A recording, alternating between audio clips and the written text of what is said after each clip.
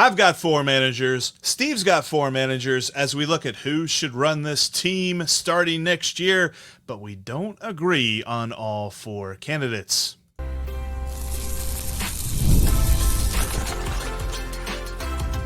You are Locked On Reds, your daily Cincinnati Reds podcast, part of the Locked On Podcast Network, your team every day.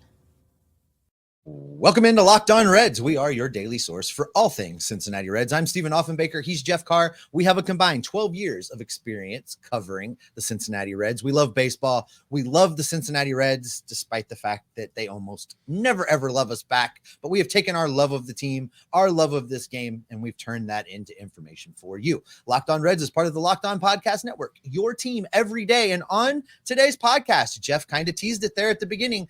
We've got a short list. I've got four names. Jeff's got four names. It may not necessarily match. We're going to be talking about that. We're going to be discussing whether or not Barry Larkin's on that list and what it means if he is. And we're going to be talking about what we think the one magical trait is, like that one thing that we want the manager to have, whoever it is that gets hired by this Cincinnati Reds ball club. We're going to get into all of that on today's episode, which is brought to you by Booking.com. Yeah, the right stay can make you a fan of any city, even a baseball rival or an NFL rival's city. Book today on Booking.com, the official accommodation partner of Major League Baseball. Get the Booking.com app today. All right, Jeff. There is a short list. Nick Kroll says he doesn't necessarily have that short list yet, but by God, you and I have short lists because we're not screwing around. We want this hire made immediately, or at least as soon as possible. I think most of our lists kind of agree with each other. I know for sure there is at least one difference. So let's go through a couple of them that I know we agree on, and we'll talk about why we like those guys. And then we can get into the disagreement portion of the podcast where I prove that you are once again wrong here in a few minutes. So let's start with a guy that we know we like, that we know we kind of agree on as somebody the Reds should be looking at. And let's start with the guy that I immediately went to when the news broke that David Bell was fired, not necessarily the guys the media went to, but the guy that I went to. And that is former Chicago Cubs manager, former Cincinnati Reds catcher, David Ross. David Ross is a guy that I think fits the mold of what I'm looking for in a new manager, a guy that wasn't that long ago a player, can relate to the guys that are in the dugout right now, understands modern baseball in a way that he can apply both the analytics of the game and the information that's available to him, but also being a former catcher, kind of knows how to just take a look at what's going on the field and make a decision. And I think for me, those are all very key things that he brings to the table. I think he also brings to the table the ability as a catcher. He knows when's the right time to go put his arm around a dude and console him. He knows when's the right time to go get in a guy's face a little bit and challenge them. And you learn that being a catcher because that's how you have to manage a pitching staff. So for me, he checks a lot of boxes. Yeah, and quite honestly, my opinion, I think that catcher is the best position to go from a player then to a manager from, just because of what you said. There's so many different aspects of managing a ball game that they're doing just as a player. And he has a World Series ring as a player. His first year managing the Cubs, albeit the shortened season of 2020, he took them to the playoffs that year. And he got 4 seasons in.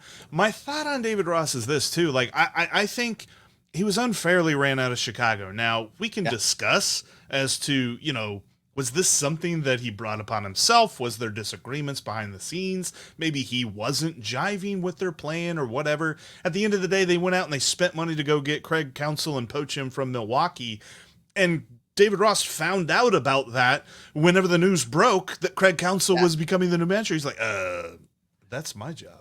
So I think that there is a bit of this where he's got to be hungry to really prove himself for his next job. And I kind of want the Reds to be that spot where he proves it, because I think he showed some traits. And while he managed for an analytically driven club, if I can talk right, he also showed the tendencies of being able to run the team as a traditional manager would. It felt like that was his lineup. He made the pitching changes. He was the guy that was using his brain to run the game. And it wasn't necessarily he was getting a call down from on high to go do this thing, and then he went and did that thing. Like, there was a collaborative effort, but ultimately he was the one making the decisions. Yeah, I think, Jeff, if all things being equal, that season that he got fired, if Craig Counsell doesn't become available, I think David Ross kept his job in Chicago. He had a winning record that year. I think probably he had some run-ins with the front office about the direction they were going and how they were doing things, but I think he would have kept his job had it not been for Craig Counsell, which they viewed. And you and I have talked about this. We both were in agreement that Craig Counsell is probably one of the smartest managers in baseball. So I get it. They saw a transfer and upgrade. They took it. At least in their minds was an upgrade. They went after it. But David Ross was doing a perfectly fine job. And I am fine having a manager that may walk into Nick Kral's office every once in a while and be like, hey, Bubba, what are you doing? I'm fine. Yeah, and I think that our next guy, because there are in our list of 4 players, we were talking about this in the prep, we actually agree on the first 3. And while this isn't in any specific order, we're not saying David Ross is the top guy, because I just really couldn't come to a consensus on who the number 1 top guy was, but I could come to a consensus in my mind on 4 guys. This next guy is definitely going to do that same thing, and I'm talking about Terry Francona. Terry Francona is a legend, and you want to talk about a dude that if the Reds hire him, immediately every single person in baseball, every single person in Cincinnati, probably the only people that would hate it would be Cleveland, would love this. Which makes me like it even more. It makes me like it even more. Terry Francona would be a huge home run hire, but also not just for his on-field acumen, but also for what it would signal. Because think about what the Reds would have to prove to Terry Francona for him to take this job. They would have to prove that they're invested in winning now. They would have to prove that they're not going to tear this thing down in a year or 2 and him be like, all right, well, I'm going somewhere else. Bye. Like, you're going to have to sell this to Terry Francona, but I gotta believe that there is a lot of intrigue for him to come and take this job. Yeah, I love it when you and Marty Brenneman are in lockstep, Jeffrey. Right? This is unprecedented times around here. It's amazing. But no, you know what? I've got Francona on my list, and I want to try and find the right word to describe that. I don't know if it's begrudgingly. I don't know if it's like, I feel almost forced to include him on the list now because guys around the team, prominent voices in this team's history, like Marty Brenneman, that's their number 1 guy. And the fact now that there are some rumblings throughout baseball that Francona, having had a little rest, might be feeling like he could go back into a dugout. To me, you put him on the list, and it's a no-brainer for the reasons that you said. Now, I feel like basically if Terry Francona calls up the front office and says, hi, yeah, Nick, I'd just like to throw my hat in the ring for Reds manager. You have to interview him. You have to bring him in and interview him. So for that reason alone, offer at that point. Yeah, for that reason alone, you put him on the list, you bring him in, you talk to him, and then you see where the chips fall. But I didn't start with Francona on my list, but the way the information has played out over the last week, I have to add Francona to my list. He's a 5-star hire. Like I think about playing the college football 25 video game. If you're ever recruiting a 5-star player on that game, the first thing you do is give them a scholarship. Then you start recruiting them. Like, I almost feel like Nick Kral's just like, all right, so you're our next manager. Let's talk about what that means. And then they do the interview. But because Terry Francona is just so awesome, but that is the big question for me, because what is his availability like? The reports of him being like receptive to coming back to baseball right now are coming from something that Tim Kirkjian said back in April. There were some comments that he made on a national broadcast. I forget the game, but Tim Kirkjian said that he was talking to Terry Francona, and Terry Francona said back in April, he's probably going to come back to being a manager in a year and a half. And that for me is where this is a little bit of a rocky thing and not a like easy 1, 2, 3, he's the next manager, is because this hasn't been a year and a half from this past April. It's only been half. So you're still a little bit early in this fake timeline that was set forth. So how does he feel now? Is he ready to go now? Or is this I'm testing the waters a little bit, seeing what's available, but I'm more so looking at 2026? Because if that's the case, then he's off this list. But if Terry Francona is available, he can't not be on anyone's short list. Yeah, absolutely. Another guy on this list, we did a segment on him already. We spent some time talking about him because he has emerged as the first name, really, to be associated with this job opening in Cincinnati. And he is recently unemployed as of yesterday. And that's Skip Schumaker, another former player that has demonstrated an ability to connect with the players in the dugout, but also utilize the information that's available to him in the way baseball is run now. Was most recently a player in the 2014-2015 seasons for the Cincinnati Reds. And manager of the year. And manager of the year in 2023. For the Marlins. So he comes with a little bit of a resume, and I don't know if we're ranking. It's hard. It's hard because we don't know what the red shortlist looks like, but I think Schumacher has to be like 1, 2, 3 as we've done this order. He has to be in the top couple candidates to be interviewed by this team. If you ask FanDuel, he's number one. He's still the betting favorite, according to our friends over at FanDuel, to be the next Reds manager. There's a lot of folks that are saying that he should be. I know that Bob Nightingale said that the Reds are very active in pursuing him and that Skip Schumaker is very interested in the Reds. And right now, the only openings, there were some folks that were saying, well, maybe Schumacher goes to St. Louis. St. Louis put their support behind Oliver Marmol and their general manager, John Mozeliak, and they said that they are returning for next year. So St. Louis is not on the market. The White Sox and the Mariners are the only other two teams that are on the market with the Reds right now.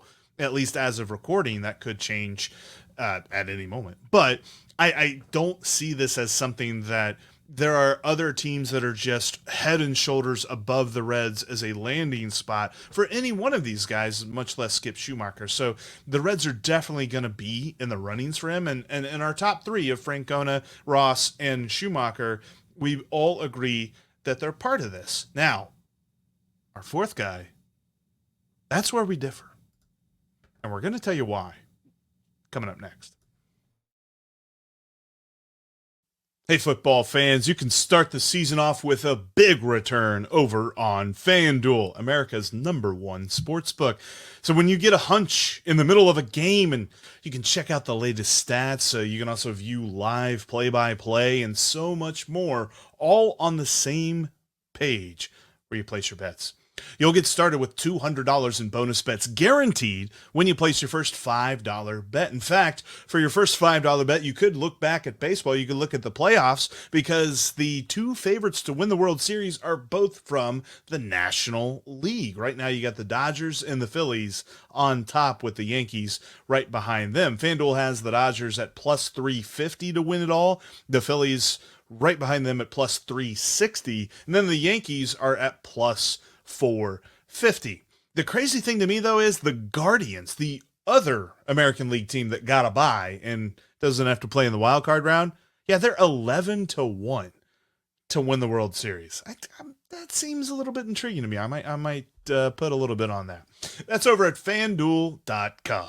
The best way to enhance your football watching experience is with Prize Picks, America's #1 daily fantasy sports app. Now that we're in the baseball offseason and the NFL is heating up, it is so easy to use Prize Picks to get your fantasy sports fix. That is right. All you need is as little as 4 correct picks on an entry, and you could turn $10 into $1,000 with Prize Picks. All you need to do is pick your favorite players like Joe Burrow or Jamar Chase, and then find your favorite stats and click more or less. So completions for Joe Burrow, you think he's going to complete a lot of passes? Click more.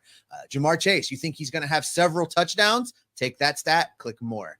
You think they're not going to do those things? You can always click less, but stop being a pessimist. Download the Prize Picks app today and use the code LOCKEDONMLB, and you're going to get $50 instantly when you play $5. That's code LOCKEDONMLB for Prize Picks to get $50 instantly when you play $5. You don't even have to win. This helps Jeff Carr out. You don't even have to win to get the $50 bonus. It's guaranteed. Prize Picks, run your game.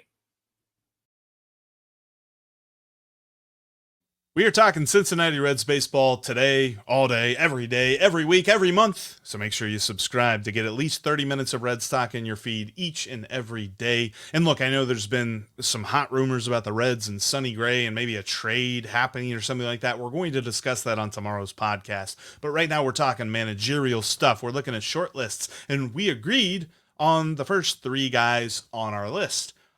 Fourth guy is where we differ, because you have Barry Larkin, I have Buck Showalter. I don't have Barry Larkin on my short list. Until Barry looks in a camera this offseason, I know what he said in the past, until he looks in a camera this offseason and says, I am not interested in being a manager for the Cincinnati Reds, I feel like you have to include him, because if he does in fact want to be the manager, if he does want to be interviewed, he has to be hired. They cannot interview Barry Larkin and not hire him.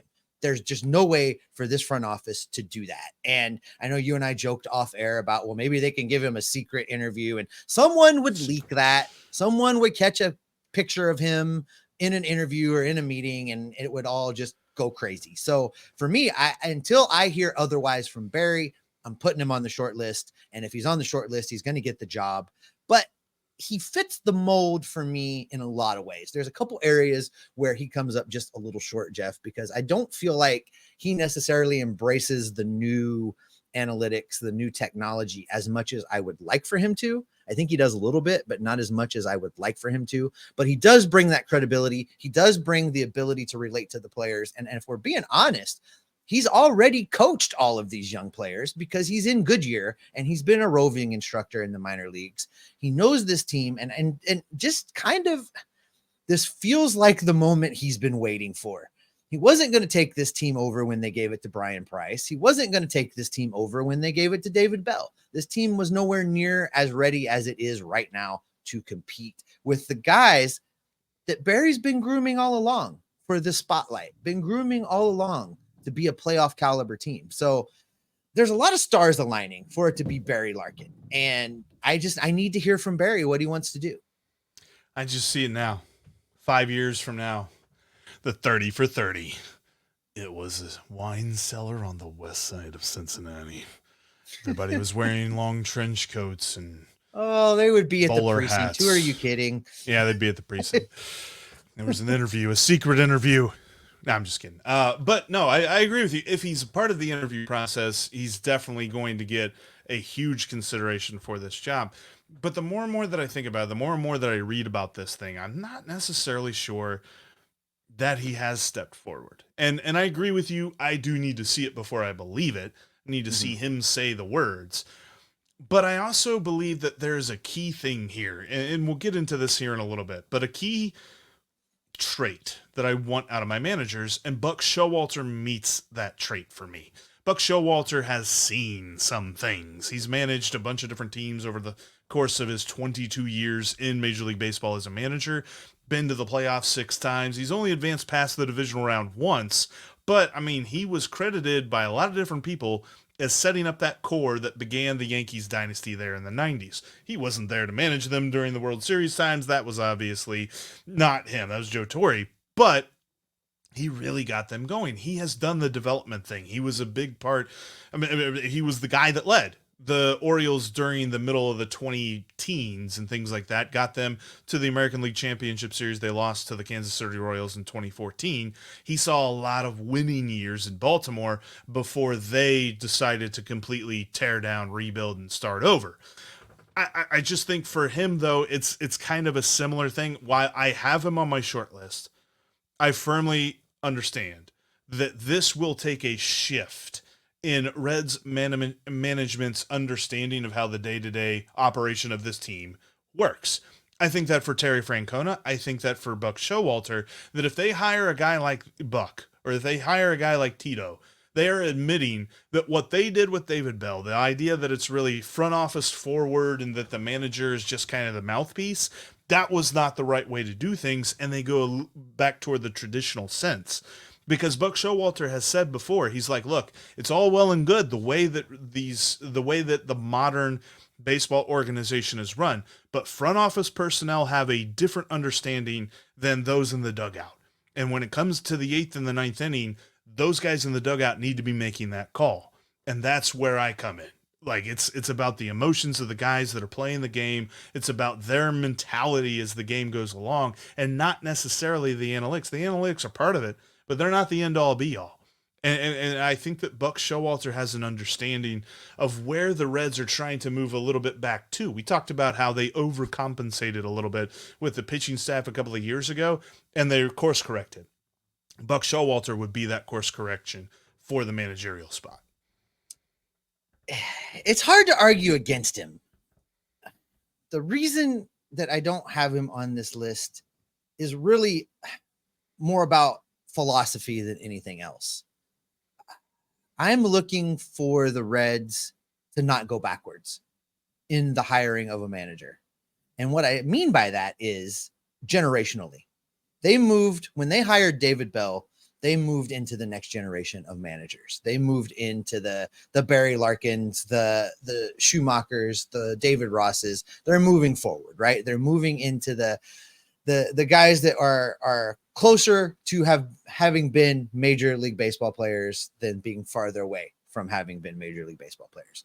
Francona doesn't fit that role, which is why I begrudgingly put him on my list, because I feel like that's not the right direction.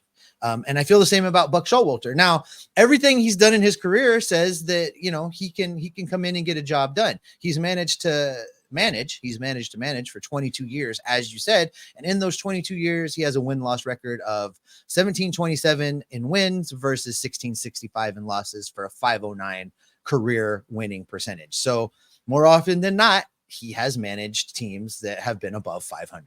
So for me, I guess if you want to have a short list of 5 instead of 4, I'm perfectly okay with Buck Showalter being one of those guys. If we're going to cut it off at 4 and I have to choose between him and Barry Larkin, until such time Barry tells me I'm out, I just want to announce home games, I got to leave Buck Showalter off this list. And that is why there's a reason that I'm keeping it at 4. And I know that you kind of talked about your kind of big trait things. There's a very key reason why Barry Larkin is not on my list. I'm going to explain why coming up next. This episode of Locked On Reds is brought to you by Booking.com. Booking.yeah, with the baseball playoffs upon us, it's perfect time for you to go explore one of those playoff cities that you've always secretly kind of wanted to visit and learn about. And Booking.com has you covered with hotels, bed and breakfast, vacation rentals, resorts, and so much more. On Booking.com, you just might find your perfect stay, even if it's in a city that you're not normally watching baseball in. If you want to check out the Phillies, if you want to check out one of these baseball powerhouses, maybe head to New York and check out the Yankees, Booking.com is going to have you covered. From hotels that look over stadiums to family-friendly resorts, Booking.com has so many choices across the United States for your baseball playoff travel this MLB postseason. The right stay can make you a fan of any U.S. city, even one of the playoff teams that are lucky enough to be in the show, and the Reds are not. Book your stay today at Booking.com, or you can download the Booking.com app. Thank you for being here, listening to Locked On Reds. If you haven't done so yet, let's click that subscribe button. Let's click that notification bell. Click that like button. Make sure you tell your friends about Locked On Reds, because we want to talk baseball with them just like we love talking baseball with you. All right, Jeff, hit me with it. What is your key trait in a manager for the 2025 Cincinnati Reds? I need them to have been a manager before. I need them to have managed 162 games at least from the manager perspective. I understand that Barry Larkin knows these players, and I understand that he has helped them along their journey in coming to the major leagues, and he has an understanding of them. But for that reason, I want a fresh perspective with this experience.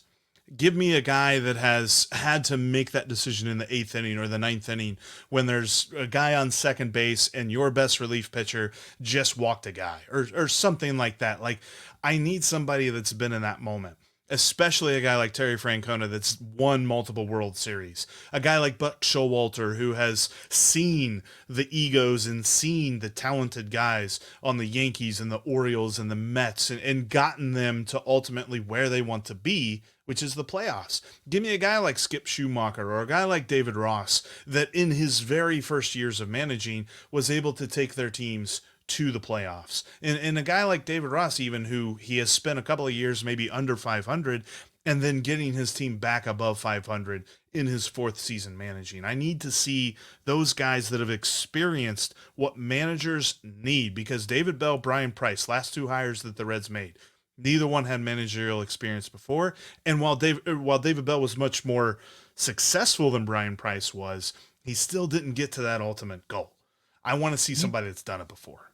You don't think 19 years, 2,180 games at the shortstop position at Riverfront Stadium and Great American Ballpark might qualify Barry Larkin to have a feel for what the hell's going on in a game and know Did when he to ever make a pull a pitching starting change? pitcher? I bet he told somebody to pull a starting pitcher. He probably did, yeah. But no, I need the guy that's made that call. And perfect example, I'm going to go back to Monday. I'm going to go back to that doubleheader that the Mets and the Braves played. And in game 1 of that doubleheader, the Mets manager made a call where Edwin Diaz had gotten blistered in the 8th inning and gave up the lead, put the Mets in a position to lose. And then they came back in the top half of the 9th inning, took the lead. And then Edwin Diaz came back out in the 9th. That's a managerial decision right there. Like David Bell would not leave Edwin Diaz. If this were Alexis Diaz, he wouldn't have left him in. I want somebody that's made a call like that, like Buck Showalter's made, like Terry Francona's made. I want them to make that call in a Reds uniform next year. I get where you're coming from with that. And I'm, for the most part, I'm there with you, which is why I'm like, it's not going to be Eric Davis. It's not going to be, right. It's not going to be those guys. It's not going to be somebody. It's not going to be. Right. I feel though that Barry is just an outlier in all of the things we're talking about, because all of these things we're talking about, none of it matters if he says he wants the job. And I just feel like he has in many ways paid his dues in a way that I think you're describing. You want a guy that's paid his dues and learned some things, and is not just being handed the keys to a kingdom because he was a good player and we like them. But Barry has traveled the minor league circuit. He goes to Goodyear every single year and works with players. He enjoys teaching the players. He enjoys the coaching aspect. So for me, in this one scenario, if he wants the job, you got to give it to him. Do you think, because I'm starting to get a little bit of a comparison here, because Dick Williams had a very good connection with the ownership group whenever he was named president of baseball ops. Do you think there's a similar relationship there? Because I know that Barry is well connected with the organization, well respected with Bob and Phil and with everybody in upper management, all of the minor, or, all of the, not the majority owners, also the minority owners, all the guys, they all love him. Is there an element of that maybe if he wants the job, they're going to listen a little bit more to what he says this team needs? Yeah, no, absolutely. Barry is going to be able to walk right into Nick Kral's office and be like, go get me this thing. And there's going to be more deference given to what Barry Larkin would have to say, because you're right. I think there are the relationships there. And if Nick is like, yeah, that's dumb, we're not doing that.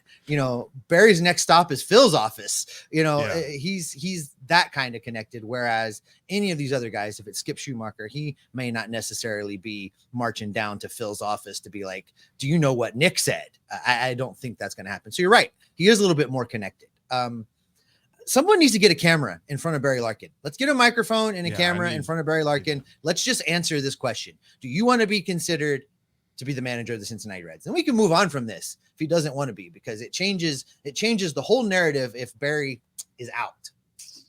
Yeah. And it's interesting for me, because if that element, because that element would clearly be a part of this. Like, I don't think Bob and Phil sign off on hiring Barry Larkin without understanding that there's going to be some conversations in June and July where Barry needs something, and maybe Nick doesn't agree, but they're going to have to field these conversations between the two, because you don't just shut down one of your franchise's most beloved icons, because he's more than just a great player. He is more than just, a Hall of Famer for this team. He is a face of the Reds organization. Mm-hmm. And if you're going to hire the face of the organization to be out there for 162 games, going out to the mound, making pitching changes, going out to the umpire, arguing different things like that, he's not getting signed without the support, full support of ownership. So that would be interesting for me. That would probably put him on my short list if I knew that were the case. But again, I think that does kind of follow along with the idea of he's got to say it. We've got to see it, and somebody just needs to ask him. And I don't know what that looks like. I don't know if that's, ghost. Listen, someone needs to put But- someone needs to put Charlie Goldsmith on an airplane, fly him down to Florida, and have him camp out in front of Barry Larkin's house. It's going to take 10 seconds to ask the question. That's all we need. Charlie, I know you're watching. Get on an airplane. Get us the answer. I think yeah. But no, I would love to see what the answer is there, because that would clear up a lot of different things here with this short list. And look, it's interesting because of how Nick Kroll has kind of kicked the can down the road a little bit. Whenever they fired David Bell, he said that they would spend the road trip talking to people. Didn't really get that sense from him, because he said, okay, well, now that the season's over, we're going to go home and get set up for this. And it's like, all right, so where are we at on this? These are the guys they need to be looking at. They hire any one of these guys, and I think we're all in on this hire. And then we can move forward with what the offseason really is, and that's going to be building this team that definitely has some holes that a manager isn't going to be able to fill. And with that, that is going to do it for this edition of Locked On Reds. Thanks as always for making us your first listen every day. Every day is coming up. We're going to continue to dig through what this offseason should look like. We're going to be talking initial free agent needs and who they should be hiring. And we're going to break down all of the 2024 performances and what we can expect from guys moving forward into 2025. Thanks for making us your first listen. Now go check out the Locked On MLB podcast. You can prepare for the Fall Classic. Sully is going to have you covered over there. Paul Francis Sullivan, with his humor and his baseball knowledge, is going to have you covered each and every day of Major League Baseball's postseason. You can find a link for Locked On MLB right down in the show description. You don't even need to search for it. It's part of the Locked On Podcast Network, your team every day. And with that, we're going to be in your feeds every single day and keeping you Locked On Reds every single day. I don't know why I wasn't on your short list for manager.